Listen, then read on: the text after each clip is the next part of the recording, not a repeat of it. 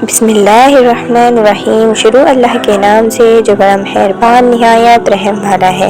السلام علیکم، welcome to my channel Deen Tube. اسی طرح کی اسلامک ویڈیوز کے لیے میرے چینل کو سبسکرائب کیجیے۔ بہت مدت پہلے دور دراز کے ایک ملک میں یہ قاعدہ تھا کہ اس ملک کے لوگ ہر سال اپنا بادشاہ تبدیل کرتے تھے۔ جو بھی بادشاہ بنتا وہ ایک عہد نامے پر دستخط کرتا کہ اس کی حکومت کا 1 سال مکمل ہونے کے بعد وہ اس عہدے سے دستبردار ہو جائے گا اور اس ایک دور دراز جزیرے پر چھوڑ دیا جائے گا جہاں سے وہ کبھی واپس نہیں آ سکے گا۔ جب ایک بادشاہ کا 1 سالہ دور حکومت مکمل ہو جاتا تو اسے ایک مخصوص جزیرے پر چھوڑ دیا جاتا جہاں وہ اپنی بقیہ زندگی گزارتا۔ اس موقع پر اس بادشاہ کو بہترین لباس پہنایا جاتا اور ہاتھی پر بٹھا کر اسے پورے ملک کا الوداعی سفر کروایا جاتا جہاں وہ سب لوگوں کو آخری بار خیر باد دیتا۔ وہ بہت ہی افسوسناک اور غم زدہ لمحات ہوتے اور پھر وہاں کے لوگ بادشاہ کو اس جزیرے پر ہمیشہ کے لیے چھوڑ آتے۔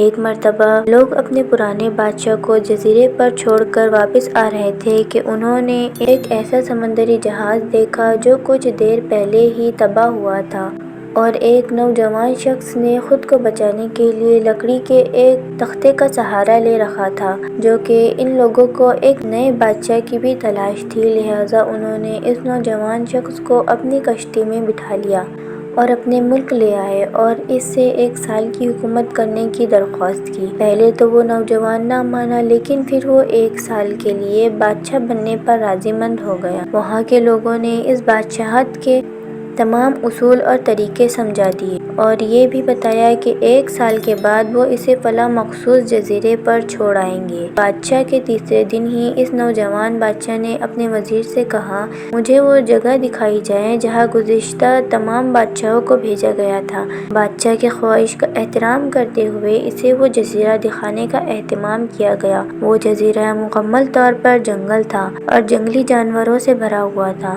جانوروں کی آوازیں جزیرے کے باہر تک سنائی دے رہی تھیں۔ بادشاہ جائزہ لینے کے لیے تھوڑا سا جنگل کے اندر گیا اور وہاں اس کے پچھلے تمام بادشاہوں کے ڈھانچے پڑے نظر آئے۔ وہ سمجھ گیا کہ بہت جلد اس کا بھی یہی حال ہوگا۔ وہ جنگلی جانور اس کو چیر پھاڑ کر کھا جائیں گے۔ ملک واپس پہنچ کر بادشاہ نے مضبوط توانا جسم کے 100 مزدور اکٹھا کیے، ان سب کو اس جزیرے پر لے گیا اور حکم دیا کہ جنگل کو 1 ماہ میں مکمل طور پر صاف کر دیا جائے، تمام خطرناک جانوروں کو مار دیا جائے اور سب پالتو درخت کاٹ دیے جائیں۔ وہ ہر ماہ جزیرے کا دورہ کرتا اور کام کی نگرانی بھی خود کرتا۔ پہلے مہینے میں ہی تمام خطرناک جانوروں کو مار دیا گیا اور پھر بہت سے درخت بھی کاٹ دیے گئے۔ دوسرے ماہ تک جزیرہ مکمل طور پر صاف ہو چکا تھا۔ اب بادشاہ نے مزدوروں کو حکم دیا کہ جزیرے پر مختلف مقامات پر خوبصورت باغات تعمیر کیے جائیں۔ وہ اپنے ساتھ مختلف پالتو جانور مثلاً مرغیاں، گائے، بھینسیں، بطخیں اور بھیڑیے وغیرہ بھی جزیرے میں منتقل کرتا رہا۔ تیسرے مہینے میں بادشاہ نے اپنے مزدوروں کو حکم دیا کہ ایک شاندار گھر تعمیر کریں اور اس جزیرے پر ایک بڑی سی بندرگاہ بھی بنائیں۔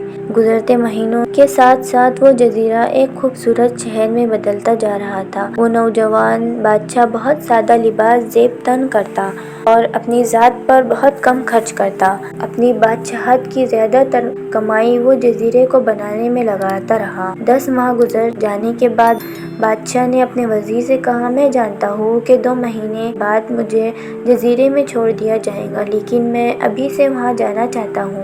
وزیر اور دوسرے وزراء اس بات پر متفق نہیں ہوئے اور بادشاہ سے کہا، آپ کو 2 ماہ مزید صبر کرنا ہوگا تاکہ سال مکمل ہو جائے۔ سال پورا ہو جانے کے بعد ہی آپ کو اس جزیرے پر چھوڑا جائے گا۔ بالآخر 2 ماہ مکمل ہو گئے اور بادشاہت کا 1 سال ختم ہو گیا۔ حسب روایت وہاں کے لوگوں نے اپنے بادشاہ کو شاندار لباس پہنایا اور ہاتھی پر بٹھایا تاکہ وہ اپنی رعایا کو خیر آباد کہہ سکے۔ خلاف توقع یہ بادشاہ اپنی الوداع تقریب پر بہت ہی خوش تھا۔